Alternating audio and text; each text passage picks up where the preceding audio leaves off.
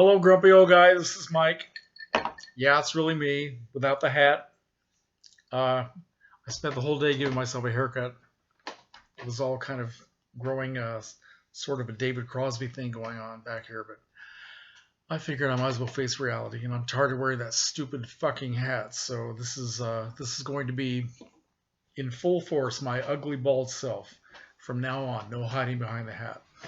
Yeah, he said. Anyway, hello. Uh, And who's grumpy today? Who's feeling grumpy today? I guess I am. So I fit in with the little group here. I'm here to do my final video for the anti-Ryan Chattaway, etc., etc. These are the films that Bob sent me. Bob assigned for me, and he assigned. These films couldn't be more farther apart from each other. American Graffiti and The Train. Okay, now this is interesting because I watched The Train a few years ago because another Canadian friend, a guy named Bobby Gass in the vinyl community, kept encouraging me to watch this movie, and I said, well, I've heard of it, but I've never seen it. And he said, get a copy of this movie and watch it. So I did, and I loved it. And I posted a video back in 2016 after I watched this, which I'll put a link to it or just send it to the Grumpy Old Gentleman Facebook group. So if you want to hear a more detailed discussion of the fine points of The Train, you can watch that video. But great movie, and thank you, Bob, for encouraging me to watch this again. It's only the second time I've seen it. It's fantastic. It takes place in the last days of World War II in France, 1944, when the Nazi occupiers are about to be run out by the Allies. The Allies are on their way. The British and the Americans are coming to save the day. And the Nazis are all packing up to leave. They're clearing out their offices and they're throwing documents into the fireplace and all this stuff. And at the beginning of the film, this Colonel von Wallenheim, played by Paul Scofield, great performance, is in this museum. It's an art museum in Paris. And it's a museum where they brought other paintings from other museums that the Nazis have sort of confiscated, as well as paintings from people's private collections that they've stolen. And he's looking around at all these beautiful paintings by Cézanne and Renoir, and he's just drooling. And the French woman who's the curator of the museum, is talking to him. She sort of made peace with this guy, even though she's not a Nazi supporter. And she's saying, I understand how you feel about these paintings. And right after she says that, he brings in a bunch of Nazi soldiers and says, okay, pack everything up. And they start packing all the paintings, and they're going to load them on a train and take it to Berlin before the Allies come in and they don't have an opportunity to take this art. He wants this French art.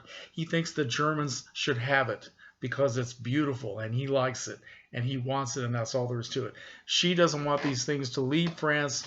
She feels this is part of French culture, the soul of France, as she puts it, which is really quite beautiful. So she goes to the French resistance, one of whom is played by Burt Lancaster, the star of the film, this guy named Labiche, who also works for the French Railroad. And at first, he's reluctant to make the effort to help her save these paintings. He's very sympathetic, but he doesn't want to get involved in it. But when one of his fellow railroad employees, who was a French resistant patriot, is killed by the Nazis, he decides to do anything he can to stop that train from getting to Berlin.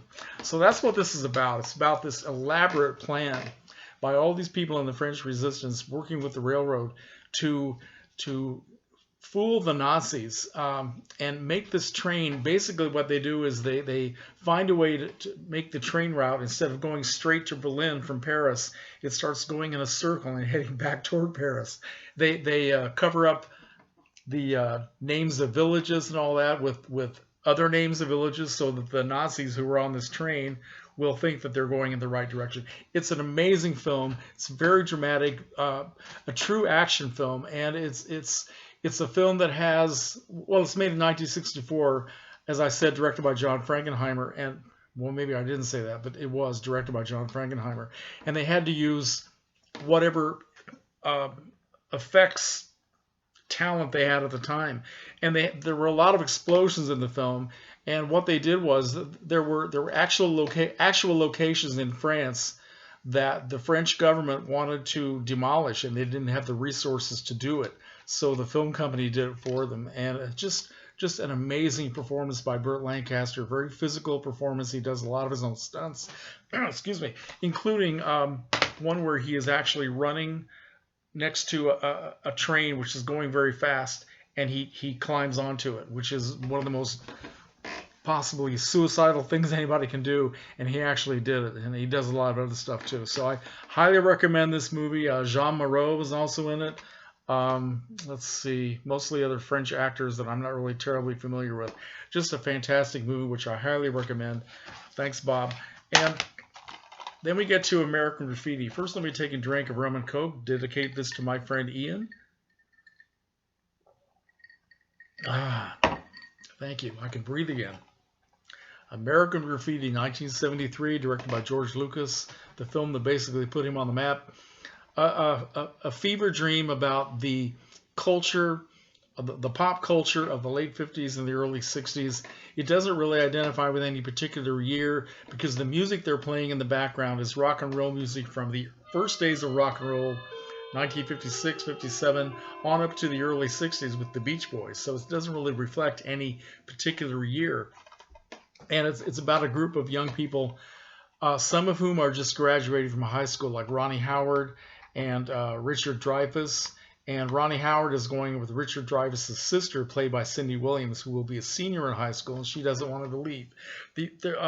Ronnie Howard and Richard Dreyfuss are going to go away to college, and they're both kind of looking forward to that, but not sure they want to leave. Paul LeMat is a guy who was one of these small town sort of hot rod hero who just doesn't really have any connection to any kind of work, really. He just wants to drive his car and race people. Harrison Ford is some guy who shows up and wants to be the new race king. We have Candy Clark, who is a crazy chick who, well, she gets involved with Charlie Martin Smith, which is actually the funniest part of the film. We have Bo Hopkins, who plays the local greaser, the head of a gang of greasers called the Pharaohs, and he pulls Richard Dreyfuss into the group, even though Richard Dreyfuss doesn't want to be involved in it. It's a great movie that I think everybody loves this movie, and you don't really have to be from this era in order to enjoy it. But the music is fantastic. It shows the culture of kids driving around a downtown, which could be any downtown in any city or small town in the world. And even though I didn't grow up in California where this was filmed, we had sort of that same kind of culture in my very small town. It was nothing like the urban area you see here. But we did have, this was in the mid-'60s when I was growing up, and we did have a drive-in restaurant where I worked when I was 15. And we had a soda shop downtown that had the jukebox and all the cherry cokes and all this stuff, and the typical soda shop machinery and the look of everything like that. We had the pinball machines, and we had all that stuff. So this is a film that brings back a lot of memories, and it's just filled with good music. It's also very funny. Charlie Martin Smith is terrific in this movie.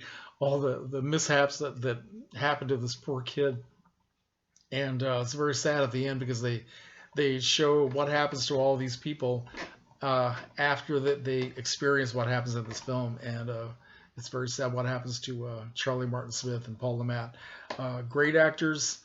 A lot of them were just starting out. Ronnie Howard from the Andy Griffith Show and all that stuff, and just great fun to watch. So thanks, Bob, for encouraging me to watch that again. It's always good to watch American Graffiti. Okay, I guess we're done with Ryan Chattaway, so I will be back. And next time, I swear to God, I'm going to wear a hat because I look terrible.